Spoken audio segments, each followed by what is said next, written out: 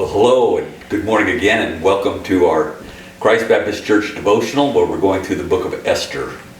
And we're now finding ourselves in Esther chapter 6, where we've been through the first 5 chapters. And what I want us to look on here in chapter 5, this is really a key turning point in the book. And a lesson to learn this morning is that while it seems as if sometimes evil begins to win and just unrighteousness is taking over, and more importantly, lies seem to always prevail, and they're always ahead of the truth, and the truth moves so slowly.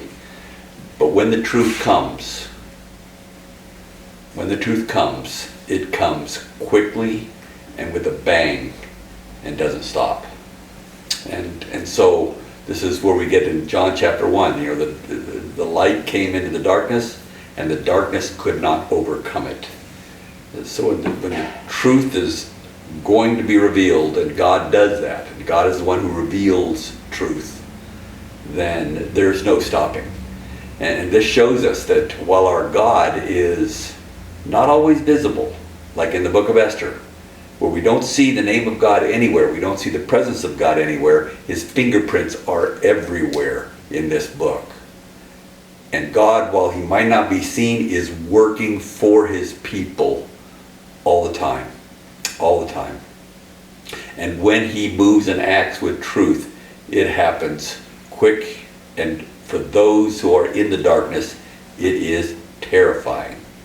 And this is just such an exciting time right here in chapter 6 of the book of Esther.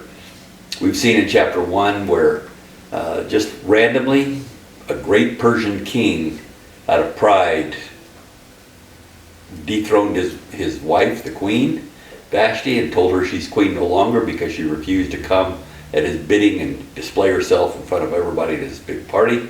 And the king also loved to just display his wealth and display everything about how great he was. And even historically, he couldn't really match his father or his son that came after him.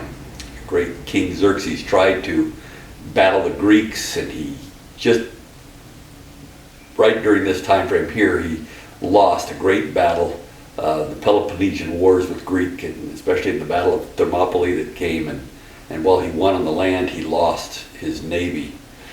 And so this is a king that really was priding himself on so much. But what happened was he got rid of his wife, and then the next chapter, in a very self-centered ritual, he decided to essentially sleep with all the most beautiful women in his domain, which is 127 provinces, and to do so to find a wife. And God had so ordained that Esther, who was raised by her cousin Mordecai, was caught up in that, and she was positioned, but she held herself up as a godly woman, a woman of valor, a woman with dignity, a woman who submitted to her God, and a woman who also, in her submitting to her God, understood that comes out in how you are with other people.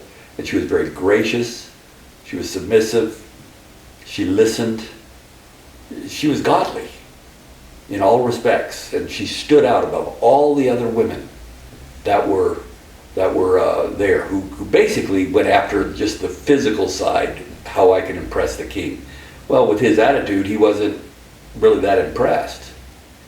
And when Esther came, she displayed the image of God in how she submitted to the king in a way that wasn't trying to impress the king. She submitted but still said, but I am who I am before God, and that's worthy. She understood her worth before God, and that was attractive. So he picked her as wife. And then at the same time, we see a lie building up with Haman the Agagite, who hated the Jews, found out that Mordecai, who wouldn't bow before him, was a Jew. And so he set out to kill all the Jews in all of the regions of Xerxes. And this meant even then the people in Jerusalem would be in danger. The whole nation of people would be wiped out because of the plans of Haman the Agagite. and Haman's hatred for the Jews all came all the way back from Saul disobeying King Saul some 500 years earlier, who refused to kill all the Amalekites, and Agag, its king. So we see this story just coming in, and so in doing that, chapter 4 and chapter 5, we see Mordecai finding out about this, being so despondent, told Esther. Esther didn't know what to do. At the time, she was afraid, and God and Mordecai gave Esther just a really big view of God. God is a big God, and he can handle this, and whether he works it through you or somebody else, he'll do it. And so she stood her ground. She got up and she went into the courts, risked her life to have a meeting with the king, set up a banquet for her and Haman, or for Haman and the king to meet with Esther. But Esther's not telling the king what she wants just yet. She's been making a plan. And so she got the king to come along with Haman to her banquet, of which she said before, but she said, this banquet's not big enough, not good enough for me to actually tell you my request. I'd like you to come the next day. So they were both pretty excited, said, that's great. And Haman went home saying, the queen invited me to a banquet with the king, just me. It was just me and the king, so I am really great. And he recounted everything, but he couldn't sleep because he wanted to do wickedness to Mordecai. He wanted to kill Mordecai because Mordecai wouldn't bow before him. And so that's where we are. That's the story up to this point. And I want to just put one thing in your memory here of chapter 5. All of this in chapter 5, verse 13, yet all this does not satisfy me every time I see Mordecai the Jew sitting at the king's gate. Mordecai couldn't think about anything else. No doubt he probably had difficulty sleeping, but all he could think of is this one little pebble in his shoe, that Mordecai would not bow to him, even though he was given all kinds of honor from the king. And that takes us to chapter 6. And notice the very first sentence. During that night the king could not sleep, so he gave an order to bring the book of the records and chronicles, and they were read before the king. How about that? The king can't sleep either. But the king is not troubled. The king is fine. The king is having a great time. His wife just gave him a big banquet. He's going to give him an even bigger banquet on the next day. But he just can't sleep. Doesn't understand it.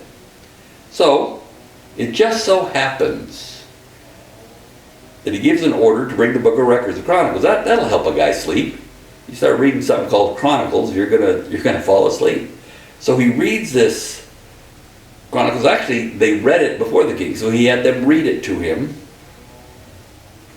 And it was found written that Mordecai had reported concerning Bigthana and Teresh, two of the king's eunuchs who were the doorkeepers, that they had sought to lay hands on King Ahasuerus. Just so happened they turned there. Just so happened. That's all about God and his truth and how he works in the world. It just so happened. In Luke chapter 4, Jesus went to go essentially be the visiting speaker in a synagogue. And all eyes were attended on him, and they handed him the scroll of Isaiah. Just so happened they handed him the scroll of Isaiah. It just so happened as he unrolled the scroll, he turned to Isaiah 61, verse 1. The Spirit of the Lord is upon me, and has anointed me to preach good news, to release those who are captives, to heal the sick. And today, these words have been fulfilled. This prophecy has been fulfilled in your hearing. It just so happened they gave him Isaiah. It just so happened they gave him out of Isaiah, the end part of Isaiah 61. And it just so happened Jesus read that to be able to say, and today this is being fulfilled by me. And they were all listening to him as he gave that sermon. Just so happened that the king picked up the book of the Chronicles and picked up the story where Mordecai had saved the king's life. Just so happened as he was reading that. Nobody else in the whole kingdom knew that this had taken place other than these men had just read to the king. Nobody knows the implications of that, only God. And the king said, what honor or dignity has been bestowed on Mordecai for this? Wait a minute. The king says, wait a minute. This is incredible. this guy Mordecai saved my life. I don't remember any ceremony about Mordecai. So he says, what's been done? And the king's servants who attended him said, nothing has been done for him. I like the way this comes out of this. It's like the king's servants kind of understand about Haman, and they understand about Mordecai, and they understand about truth, about what's going on, but they're kind of quiet because nobody's going to ruffle the king's feathers. Nobody's going to just step out because this is a pretty dangerous time to live. But they understood what's true. And so they asked. They knew immediately the answer. Nothing. Nothing's been done for them. In their mind, they're thinking, well, something should have been done, but it wasn't, king. But I'm not going to tell you that right now. So he said nothing. So the king said, who's in the court? Guess who shows up? It just so happened, now it's morning, Haman had just entered the outer court of the king's palace in order to speak to the king about hanging Mordecai on the gallows which he had prepared for him. Mordecai, remember from chapter 5, he wanted to go ask the king, can I kill Mordecai, this nonsense nuisance of a man who won't actually bow to me? You've given me this honor and he won't bow to me. Can I go ahead and get rid of him, kill him, because he's going against you, O king, and I already built a gallows for it. He's ready for that speech. Gonna just slide in, give the king a bit of a half-truth here and there, and get what he wants. So he comes in. Again, lies, lies, lies, always working to do that. But truth happens to be in the room right now because the king couldn't sleep. The king read about the Chronicles. The king read about Mordecai. And the servant said, nothing's been done for Mordecai. So now this is now in the king's mind. And so he said, who's in the court? It's Haman. And the king said, let him come in. So Haman came in, and the king said to him, what's to be done for the man whom the king desires to honor? You can see Satan working behind the scenes to drive Haman and his hatred for the Jews. I've got you now, God. I've got Haman. There's nothing that can be done. Nothing can happen. I've got him because I've got Haman ready to kill Mordecai. He's coming in. And Satan has this plan all lined up. What he doesn't know is God has the king all wound up, as the king's been thinking about what he's been reading. And so the king asks Haman a simple question. What's to be done for the man whom the king desires to know or desires to honor? Well, you can see Haman immediately saying, oh, he's talking about me. He's obviously talking about me. This is where I can almost see behind the scenes Satan looking and saying, oh no, Haman, don't do this, don't do this, don't do this. And so Haman says to himself, whom would the king desire to honor more than me? So Haman said to the king, for the man whom the king desires to honor, let them bring a royal robe which the king had worn, and the horse on which the king had ridden, and on whose head a royal crown had been placed. And let the robe and the horse be handed over to one of the king's most noble princes, and let them array the man whom the king desires to honor, and lead him on horseback through the city square, and proclaim him before him. Thus it shall be done to the man whom the king desires to honor. So you're going to take basically 3 or 4 things here that belong to the king. A royal robe that the king has worn, horse on whom the king has ridden, and put on a crown that the king has already worn. Handed that over to one of the king's most noble princes, whoever this person is, O king, I'll let you name him. See, Haman was wise in that he didn't say, yes, you should do this for me. Haman said, on the person you desire to honor, which I think we both know is me, let them give all of the things that the king has owned and worn and give it to him. So it's almost like the people out there would see that this person is equal to the king, because he's wearing the king's robe that the king is normally wearing, on the king's horse that the king normally rides, and a crown on him which the king normally wears as well, and let him be paraded in horseback. Thus it shall be done to the man whom the king desires to honor. So if the king desires to honor somebody, what Haman says, what's the greatest honor that can be given to me? Oh, that you should be king rather than Xerxes. That's the greatest honor. So Haman, he could have said, if you want to honor the great prince, you'd give him 10,000 talents of gold. That's not going to be the honor that Haman wanted. Haman wanted to be king. Haman wanted to be equal to the king. That's, of course, what Satan has always wanted. He wants to be God. Haman wanted to be king. He's an Agagite, but he wanted to be king.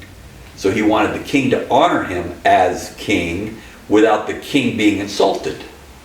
So he gives the king this great idea. He says, here you go. The man whom the king desires to honor, I'm going to have him look just like the king. How about that? And then parade him around and say, thus shall be done to the man whom the king desires to honor. I'll treat him like he should be me. And there's this moment of where the eyes are meeting and Haman's just waiting for him to say, okay, Haman, I'm going to do this for you. And that's all happening. Satan all has it build up in a big battle that's coming up right now, culminating in being able to kill Mordecai. And then these words come out of the king's mouth and it just surprises everybody. The king said to Haman, take quickly the robes and the horses you have said, and do so to Mordecai, the Jew, who is sitting at the king's gate. Do not fall short of anything that you said. End of discussion. You don't need to reply. I've given you command. Go do it. If you say anything else, you're now going against my command. And Xerxes was a man who got irritated very easily. The shock on Haman's face had to be just unbelievable. You see, lies go fast. The truth is barely getting its boots on. But when truth comes and the darkness can't prevail it, all of a sudden, it comes quickly and with a bang. Notice verse 10. Take quickly, take quickly the robes. I like your idea. Take quickly the robes, the horse, the crown. Take quickly all of that. Do it fast, Haman. Do all this for Mordecai the Jew. And go and do what he said. Haman, by the way, I'm sorry, before you go do that, was there something you were going to tell me?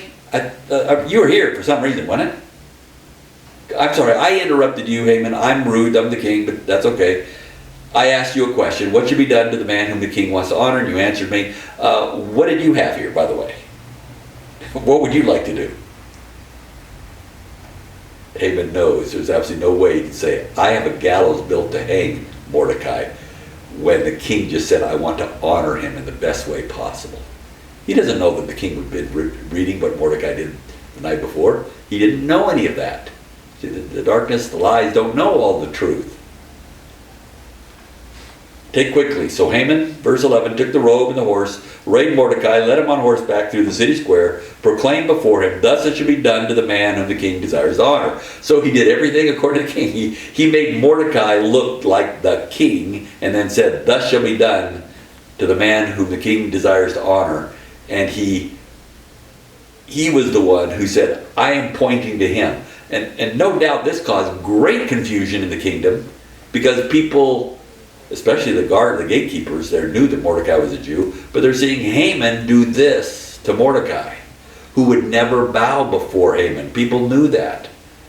Now they're confused because Haman is the guy who set out to kill all the Jews. What is happening now? Mordecai returned to the king's gate. He took the honor, but he didn't go to his head. And then he went back to the king's gate to sit and wait and look what was going on for Esther. But Haman hurried home, mourning with his head covered. His worst day just happened. Like I said, when the truth comes, it comes with a bang. Haman now recounted to Zeresh, his wife, and all his friends, everything that had happened to him. Wow, this is exactly what happened in chapter 5, verse 11. Then Haman recounted to them the glory of his riches, the number of his sons, and every instance where the king had magnified him, and how he promoted him above the princes and servants of the king. So Haman gathered all his relatives together to talk about how great he was in chapter 5. Only this Mordecai, I can't believe he did that. And so his wife said, fine, kill him. You're greater than he is. Now he takes everybody in chapter 6, verse 13, and takes all his wife and friends and says, here's what happened. And his wise men and Zeresh said to him, If Mordecai, before whom you begun to fall, is of Jewish origin, you'll not overcome him, but surely will fall before him. See, she knew.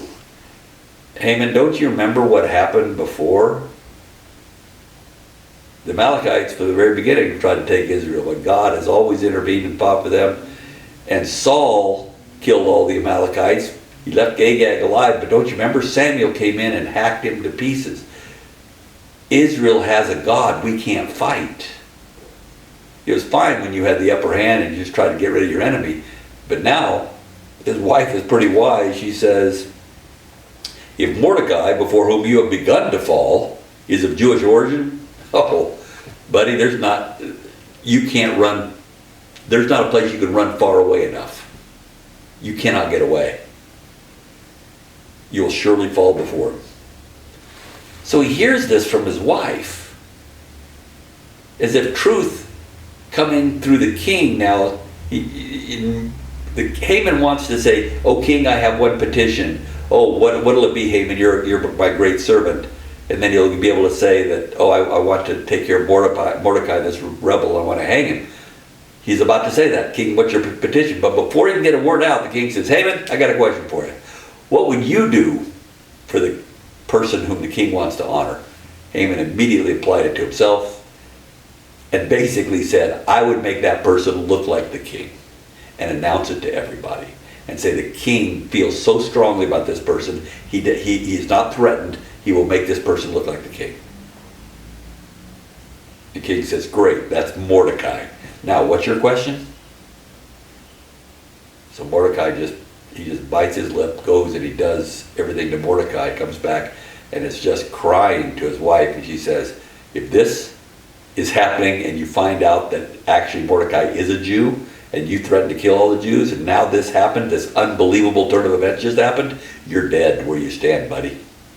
I'm sorry. I'm really sorry." And he hears that from his wife and he's like, "What? That can't be true. Even my own wife. First the king is against me, now my wife's against me." And I like this in verse 14. While they were still talking with him. While they were still talking with him. Just hang on to that phrase for a moment.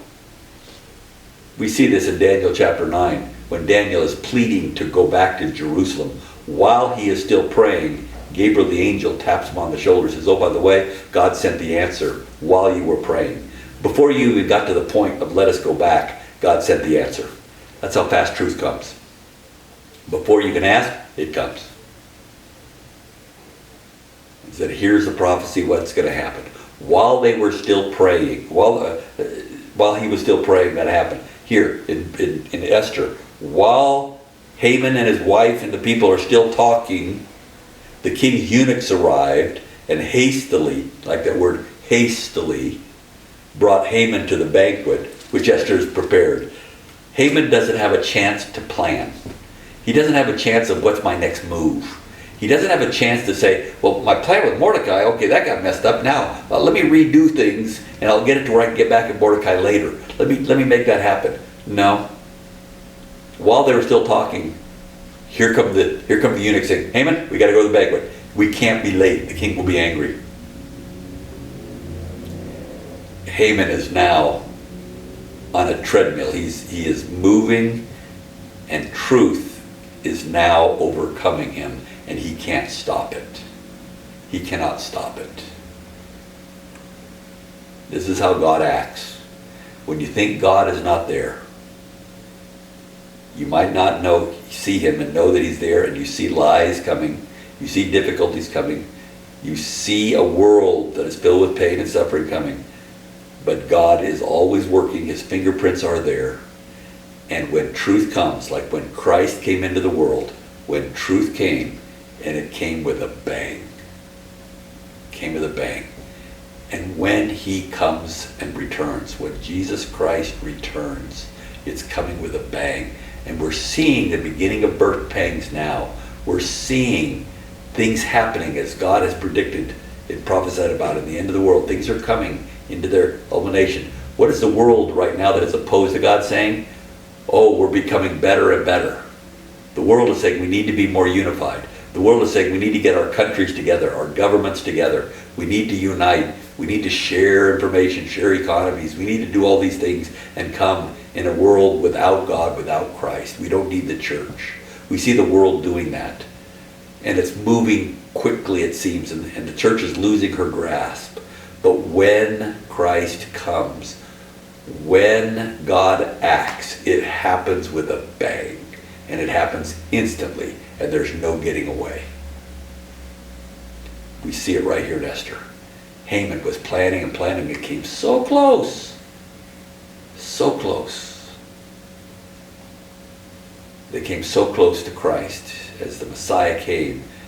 But the opposition was so strong, and they killed him thinking, now we've done it, realizing, oh no, what you've done is you've created a Messiah now who has died for all of his. And God's plan is now fulfilled. Truth overrides the darkness. And we have a Redeemer that has now paid for all of our sins and gives us his life to go into the next. When truth comes, it comes with a bang. When Haman was talking and lamenting with his wife, all of a sudden it's like, no, we're moving, buddy. Come on, we got a banquet to go to. And we're going to see what happens in the banquet in Esther chapter 7. And we'll see that tomorrow. We'll see you then.